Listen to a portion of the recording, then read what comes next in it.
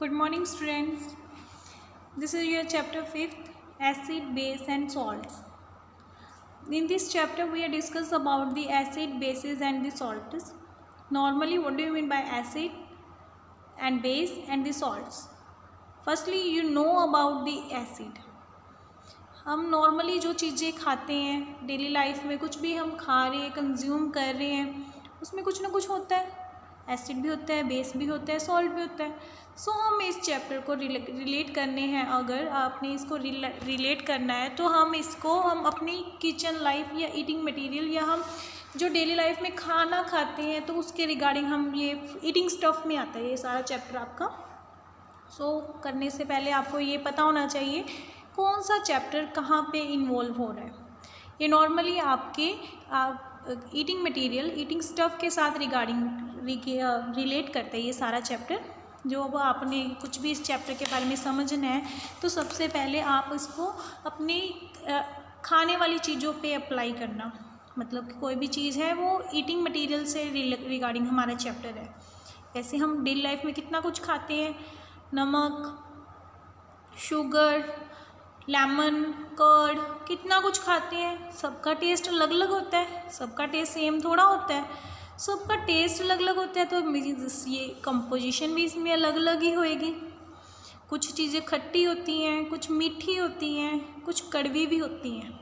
Sorry, sweet, salty, bitter, इन सब का test ही अलग अलग है.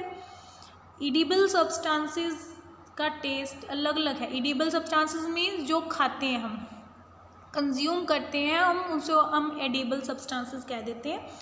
सबका टेस्ट अलग अलग है.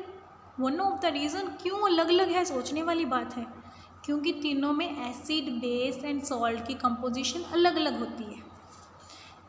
करने से पहले अपने माइंड में एक बार सेट कर लो कि कई चीज़ों एसिड, बेस एंड सॉल्ट की बात कर रहे हैं हम आपकी इस बुक में, इस चैप्टर में आपके लेवल तक आपको नॉर्मली समझाने के लिए एक चीज़ समझा देते हैं कि अगर आपने एसिड, बेस एंड सॉल्ट की पहचान करनी है तो कैसे.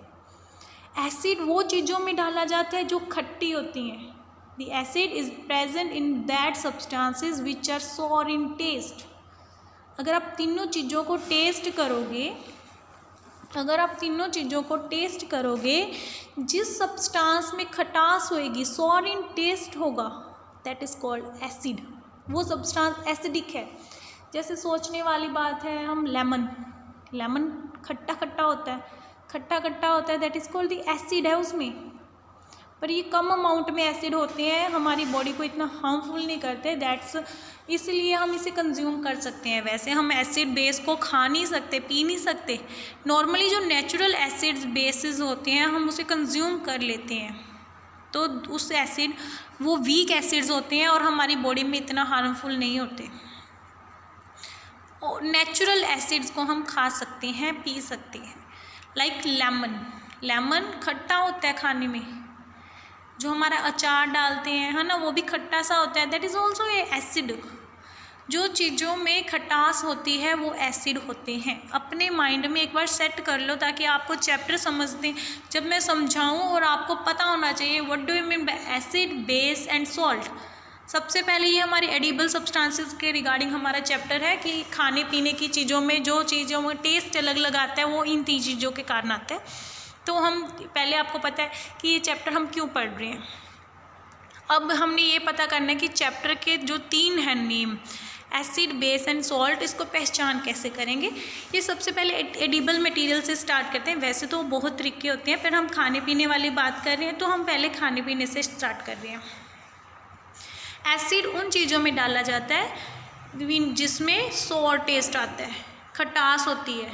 The acid is present in दो सब्सटेंसेस विच आर सोर इन टेस्ट. ये एसिडस वर्ड से बना हुआ है. नॉर्मली एसिड 2 टाइप्स के होते हैं, organic acid and mineral acids. ये आपको पता होना चाहिए. जैसे हमारा कर्ड खट्टा होता है, दही भी. Organic juice, orange juice, vinegar, सिरका, ये खट्टे होते हैं ना. ये सारे एसिड्स हैं, है ना. इसके बारे में हम पहले बात करें. उसके बाद हमारा base, the substance which are bitter in taste. कड़वे होते हैं जो, बी से याद कर लो, दोनों बी से है ना। जो चीज़ें खाने में हमें कड़वी लगे that is called the bases. The substance which are bitter in taste are called the bases. For example, base की एग्जाम्पल क्या हो सकती है हमारी, आप थोड़ा सा सोचो। जैसे हमारा आंवला, बेकिंग सोडा, अब नहाते वक्त कभी कभी सोप भी मुंह में चली जाती है, उसका टेस्ट भी कड़वा सा होता है। Soap is also a base. जो चीज़ें खाने में कड़वी लगे that is called the base. And salt का तो टेस्ट आपको पता ही है, जो आप NaCl घर में किचन में यूज़ किया जाता है, टेबल सॉल्ट। नमक, नमकीन, ये नमकीन एसिड एंड बेस के मिक्सचर से बनता है। आपको ये पता होना चाहिए जो सॉल्ट है वो एसिड एंड बेस के मिक्सचर से बनता है। Now we are discuss the previous chapter. ये तो उसका नाम हो गया, हम अब चैप्टर के फर्दर डिस्कशन करेंगे। This is only the introduction, chapter के नेम के बारे में पढ़ रहे थे, अब हम चैप्टर को स्टार्ट करने जा रहे हैं। What is acid? हम पहले एसिड के बारे में पढ़ेंगे। What is an acid? एक pH स्केल होता है, pH स्केल 0 to 14 आप नंबर्स देख रहे हो यहाँ पे। इसमें क्या है, 0 to 7 नॉर्मली आपको जो कलर्स दिखाई जाएंगे जैसे red, orange, yellow, light green तक आपको दिखाई दे रहा है, दिस इज़ द एसिडिक। ये सारे एसिडिक हैं। 7 to 14 एल्कलिन मतलब बेस, ये सारे बेसिक हैं। अगर एक pH स्केल होता है, pH स्केल नॉर्मली किसी सब्सटेंस के एसिड और बेस को बताता है कि कौन सा सब्सटेंस कितना एसिडिक है और कितना बेसिक है। इससे हमें कई बार पता, उसकी वैल्यू एक पर्टिकुलर पता चल जाती है, ज़्यादा हार्मफुल है या नहीं। 0-7 से जैसे जैसे कम आते जाएंगे वो स्ट्रॉन्ग एसिड होता जाएगा, हम नहीं कंज्यूम कर सकते, हम बर्न भी हो सकते हैं उससे। 7 to 14 की तरफ जाओगे वैसे वैसे उसकी बेसिक स्ट्रेंथ इंक्रीज होती जाएगी, वो भी हम कंज्यूम नहीं कर सकते। 7 इज़ द न्यूट्रल, ना ये एसिड होता ना ये बेस होता। हमारा जो वाटर है ना जिसे हम पीते हैं, पानी, वो न्यूट्रल होता है, ना वो एसिड में आता ना वो बेस में आता। अगर कोई चीज़ 0 to 7 में आती है तो वो एसिडिक होती है, अगर 7 to 14 में आती है तो वो बेस होता है। Another definition of the acid is having pH less than 7. What do you mean by pH? Power of hydrogen. कितना हार्मफुल है, कितना स्ट्रॉन्ग है, वो हमें pH वैल्यू से पता चलता है। ओके, देखो 7 के नीचे न्यूट्रल लिखा हुआ है, it is a neutral. What is acid? इसकी दो डेफिनेशन होगी, pH less than 7 and the substance which is सोर इन टेस्ट, जो खट्टा सा होता है खाने में। ठीक है जी, आपको पहले भी बताया था एसिड प्लस वाटर मिलके सॉल्ट बनाता है, salt plus water, this is the neutralisation reaction. ये सारी न्यूट्रलाइजेशन रिएक्शन है, you must know about this. इसको आप न्यूट्रलाइजेशन रिएक्शन भी बोलते हो, न्यूट्रलाइजेशन रिएक्शन इंपॉर्टेंट है। What do you mean by neutralisation reaction, exam में आ ही जाता होता है। न्यूट्रलाइजेशन रिएक्शन कौन सी होती है? In which acid and base react gives salt plus water. अगर एसिड बेस रिएक्ट करे, आपको सॉल्ट प्लस वाटर दे, that is called the neutralisation reaction, exam में आती होती है।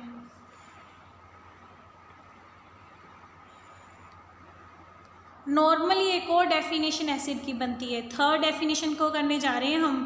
पहले sour in taste, less than pH value 7 and the acid are those which forms H positive ions in solution. अगर किसी मतलब कि आपको पता होना चाहिए कि एसिड कोई भी सब्सटेंस है, जैसे वाटर है, हम जैसे वाटर की एग्जांपल लेते हैं, वाटर है, वाटर H2O होता है। अगर हम इसे तोड़ें तो H positive plus OH negative में टूटता है। जो सब्सटेंस ऐसे H पॉजिटिव आयंस को जनरेट करता है सोल्यूशन में, इन सोल्यूशन मतलब कि किसी सब्सटेंस में डालने के बाद, पानी में डालने के बाद, कोई भी सब्सटेंस अगर वो H पॉजिटिव आयंस को जनरेट करता है that is called the acid. हमारा वाटर तो न्यूट्रल है ना, वो तो HOH, जैसे हम +1 -1 इक्वल टू 0 हो जाते हैं। ये वाले +1 -1 इक्वल टू 0 हो गया, न्यूट्रल इसीलिए हो गया ना। अब जैसे एक और लगा लेते हैं, HCl है।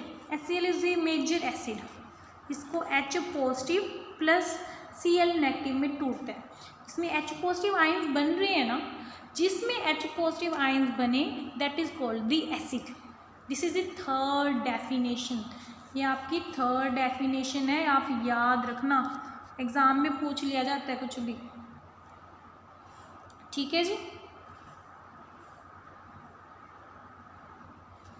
जो एसिड है वो कोरोसिव रिएक्ट विद मेटल्स, मतलब कि वो जंग लगा देता है मेटल्स पे। देखो आप ब्राउन कलर की जंग देख रहे हो, नॉर्मली ये कोरोसिव इन नेचर होता है, जंग लग जाती है चीज़ों को। गुड कंडक्टर ऑफ इलेक्ट्रिसिटी, जो एसिड्स होते हैं वो गुड कंडक्टर ऑफ इलेक्ट्रिसिटी होती है, इलेक्ट्रिसिटी इसमें से जल्दी पास कर जाती है। एसिड्स टेस्ट सोर, ये आपका अनदर पॉइंट आ गया, आपको पहले भी बताया हुआ है। ये साथ साथ में पॉइंट्स कंबाइन हो रहे हैं, मतलब कि एग्जाम में कुछ भी आ सकता है। अगर आपको MCQ फॉर्म में आते हैं तो जैसे लिख सकते हैं, द सब्सटेंस विच सोर test, what do you mean by that, acid base और सॉल्ट। तो आपको ये सारे पॉइंट्स रिमेंबर रखने पड़ेंगे। Acid generate hydronium ion, hydronium ion मतलब जो आपका यहाँ पे H पॉजिटिव आयन है ना, उसको हम हाइड्रोनियम आयन बोलते हैं, इसको हाइड्रोनियम आयन बोलते हैं। सॉरी हाइड्रोजन आयन बोलते हैं। जो आपका हाइड्रोनियम आयन है वो H3O पॉजिटिव है। अगर कोई रिएक्शन होती है उसमें आपके H3O पॉजिटिव बन रहा है तो that is called the hydronium ion. ये नॉर्मली H3O पॉजिटिव आयन्स बना दे तो this is called the hydronium ions. दो टाइप के एसिड होते हैं, आपको स्टार्टिंग में इंट्रोडक्शन में भी बताया था। There are two type of the acid, weak and strong acid. Normally there is also two types of the acid, organic acid and the mineral acid, ये उसके भी टाइप्स हैं। ऑर्गेनिक एसिड नॉर्मली वो होते हैं, नेचुरल एसिड होते हैं जो हमें नेचर प्रोवाइड करती है, प्लांट से मिलते हैं या फिर एनिमल से मिलते हैं। मिनरल एसिड वो होते हैं जो हम लेबोरेटरी में बनाते हैं, ह्यूमन मेड होते हैं normally. And normally mineral acid are called the strong acid. इस चीज़ों का ध्यान रखना कि वीक एसिड कौन से होते हैं, नेचुरल वाले। जो वीक एसिड होते हैं that is called the natural acids and these are the mineral acid. ये हमारे स्ट्रॉन्ग एसिड्स होते हैं, ये मैन मेड होते हैं, ये हमारे मैन मेड होते हैं। Weak acid do not ionise completely, मतलब ये आयंस में नहीं कम्प्लीटली बनते। स्ट्रॉन्ग एसिड ये आयनाइज कम्प्लीटली होते हैं, ये आयंस में कम्प्लीटली बर्न होंगे। जैसे HCl है, H पॉजिटिव अलग हो गया, Cl नेगेटिव अलग हो गया, कम्प्लीटली डिसोसिएट हो गए आयंस, तो इसे हम बोलेंगे वीक एसिड, स्ट्रॉन्ग एसिड। उसके एग्जांपल्स है वो आपको लर्न करनी पड़ेंगी। ये कुछ कॉमन एसिड्स हैं, you have to remember this. इनके नेम भी याद करने हैं और कहाँ पे डाले जाते हैं वो भी याद करने हैं। जैसे HCl है, इसको हाइड्रोक्लोरिक एसिड बोला जाता है, हमारे पेट में पाया जाता है, ये स्टमक एसिड कहते हैं इसको। H2SO4 very very important acid is this, king of chemicals भी कहा जाता है इसको। सल्फ्यूरिक एसिड है, ये कार बैटरीज में डाला जाता है। HNO3 नाइट्रिक एसिड है, विस्फोट मटेरियल में, एक्सप्लोजिव मटेरियल में डाला जाता है। उसके बाद एसिटिक एसिड है, कार्बोनिक एसिड है, फॉस्फोरिक एसिड है, ये टेस्ट वगैरह खाने पीने की चीज़ों में डाले जाते हैं। You have to remember this. Base, बस अब बेस के बारे में करना ना, बी मतलब बिटर, एंड जो उसके बीच में किया था ना एसिड के बारे में, इसका ऑपोजिट है। अब 1 to 7 हमारा एसिड था, 7 से ज़्यादा होगा तो बेस होएगा, pH value greater than 7। Feel slippery, जैसे साबुन होती है ना, आपकी सोप होती है, स्लिप होते हैं हाथ उस पर, तो ये स्लिपरी फील करवाता है अगर आप इसे टच करते हो तो। टेस्ट बिटर कड़वा होता है ये। And OH negative ions solution में छोड़ता है, OH नेगेटिव आयंस, उसमें H पॉजिटिव आयंस था। ये भी न्यूट्रलाइज एसिड करता है, जैसे acid plus base, salt plus water बनता है, वहाँ पे बेस था। ये नॉर्मली आपकी ये भी कंडक्ट करता है इलेक्ट्रिसिटी, बैटरीज वगैरह में डाला जाता है। ये कुछ कॉमन बेस हैं, ये आपको याद करने हैं, कहाँ पे यूज़ होते हैं वो भी आपको पता होना चाहिए। ये उसकी pH वैल्यूज़ हैं कि कौन सी चीज़ कितनी हार्मफुल है, ये आपको एक बार देखना है तो देख सकते हो। जैसे लेमन जूस का 2.2 है, विनेगर का 2.8 है, HCl सबसे ख़तरनाक 0 है उसका, तो आप याद कर लेना कुछ। ये कुछ कॉमन सब्सटेंस है वो आपको रिमेंबर याद रखनी है। मिल्क का 6.4 है, यूराइन का 6 है, पोटैटो का 5.8 है, सॉइल, कॉफ़ी, ये सारे एसिड में आते हैं। Potato, urine, milk, Apple, orange, soda, coffee, tomato, ये सारे आपके एसिडिक हैं। ब्रेड भी आपकी एसिडिक है, तो आप याद रखना। प्योर वाटर आपका न्यूट्रल है। ड्रिंकिंग वाटर हो गया आपका, वो बेस में आने शुरू हो गए। डिटर्जेंट, ब्लड आपका बी से बेस, सी वाटर, डिटर्जेंट, बाइल, ये आपके बेस है। मिल्क ऑफ मैग्नीशिया, ये इसलिए आपको दिखा रही हूँ बिकॉज आपके MCQ इसी के बेस पे बनेंगे। आपको पता होना चाहिए एसिड कौन सा है, बेस कौन है। आप एक इसका चार्ट बना लेना ताकि आपको एसिड बेस के बारे में पता चल जाए। pH पेपर एक ऐसा पेपर होता है जो कि उसके pH पेपर का अगर कलर चेंज होता है ना, आपको उसकी pH वैल्यू पता चल जाती है। pH paper changes colour to indicate the specific pH value. आपको pH वैल्यू पता चल गई तो आपको ये पता चल जाएगा वो एसिड है कि बेस है।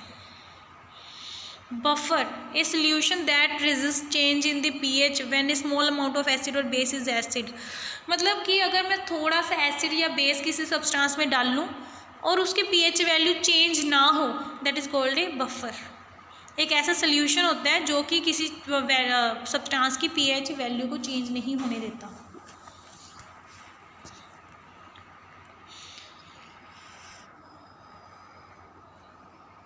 Situation in which pH is controlled, कौन कौन सी सिचुएशन है जिसमें pH कंट्रोल रहता है हमारा? Hot burn, planting vegetable, flowers, fish tanks, ponds, blood, swimming pools, इसमें नॉर्मली pH वैल्यू कंट्रोल रहती है।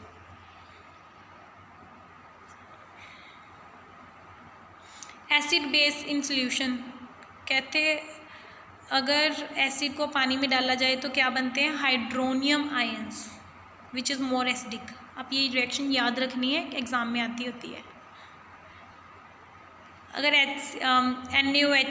NaOH इज़ ए बेस, अगर उसको आप पानी में डालोगे Na + OH नेगेटिव बन जाएगा एंड हाइड्रोक्साइड आयंस बनेंगे। OH को हाइड्रोक्साइड आयंस बोलते हैं जो कि ज़्यादा बेसिक होता है। Another examples you must see, ये हमारी नॉर्मली सॉल्ट वाली NaCl इज़ सॉल्ट, जो हम घर में टेबल सॉल्ट यूज़ करते हैं उसका फॉर्मूला है सोडियम क्लोराइड, मतलब NaCl। तो इन दोनों की रिएक्शन से NaCl बनता है एंड वाटर बनता है। तो आपको ये रिएक्शन याद रखना है। This is also called the neutralisation reaction. इस रिएक्शन को न्यूट्रलाइजेशन रिएक्शन भी बोलते हैं।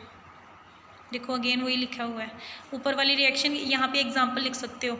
अगर आपको ये वाली टफ लगती है तो ऊपर वाली रिएक्शन को यहाँ पे रिएक्शन लिख सकते हो। एसिड रेन क्या होता है?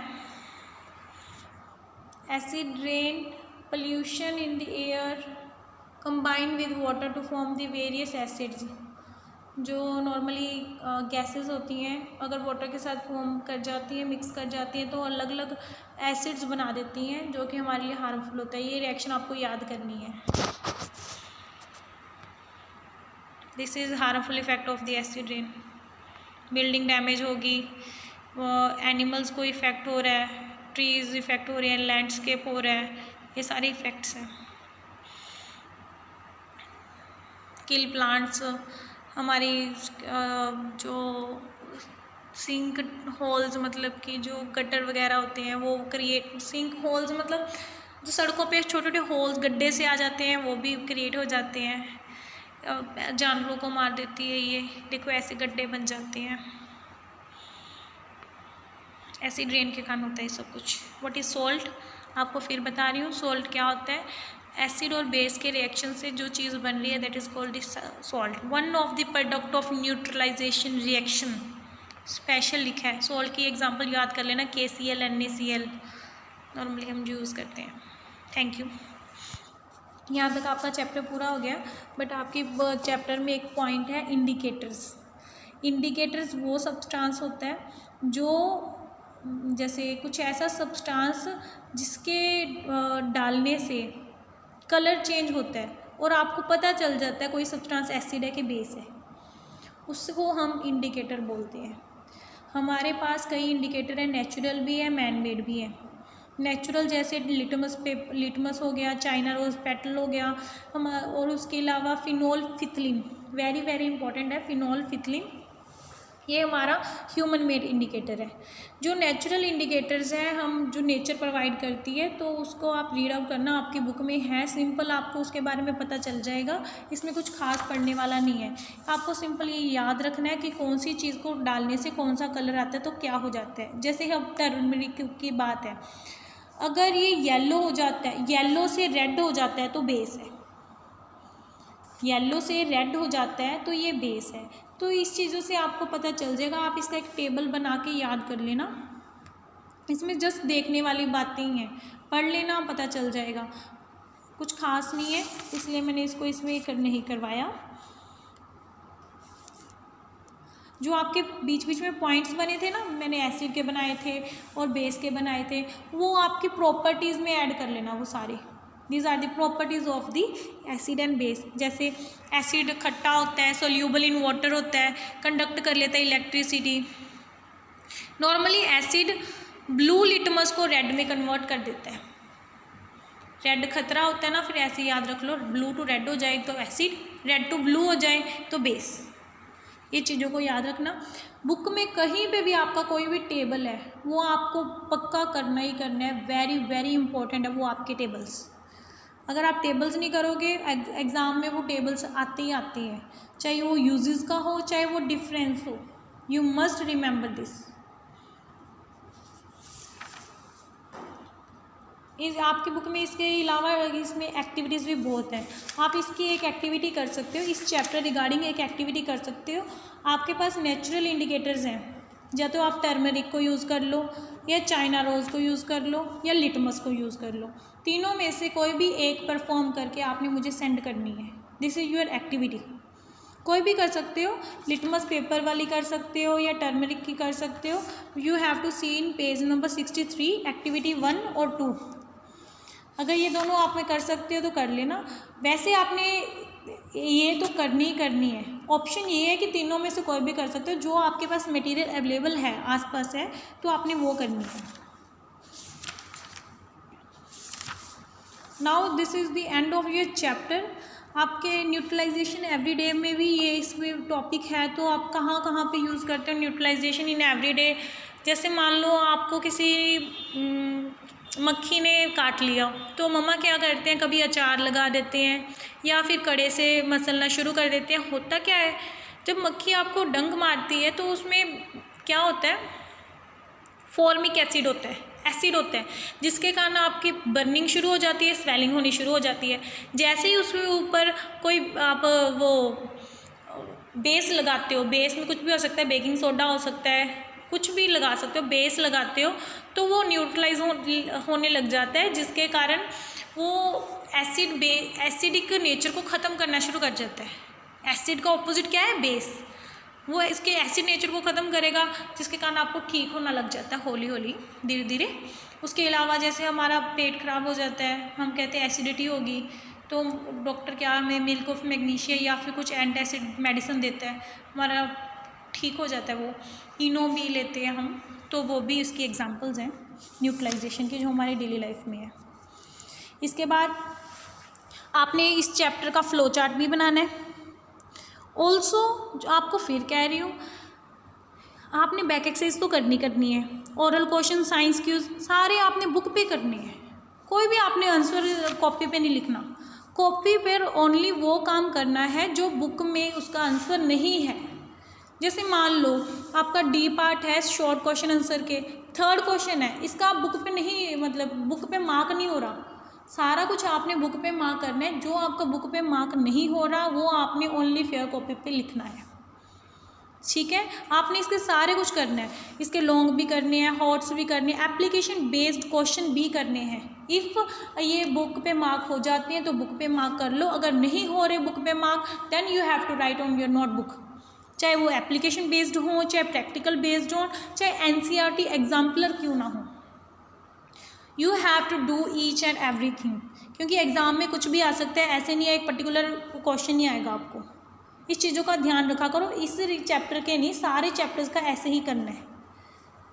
एनसीईआरटी एग्जाम्पलर भी करने हैं, इवन यहाँ तक एप्लीकेशन बेस्ड भी करने हैं, प्रैक्टिकल बेस्ड भी करने हैं, हॉट्स भी करने हैं, लॉन्ग्स भी करने हैं। इफ़ अगर आपके बुक पे मार्क हो रहे हैं तो बुक पे मार्क कर लेना, आंसर की आपको भेजी जाएगी। अगर बुक पे मार्क नहीं हो रहे then you have to write this answer on your notebook. Okay, still you have any problem then message me. Firstly you have to message me rather than calling. Okay, thank you.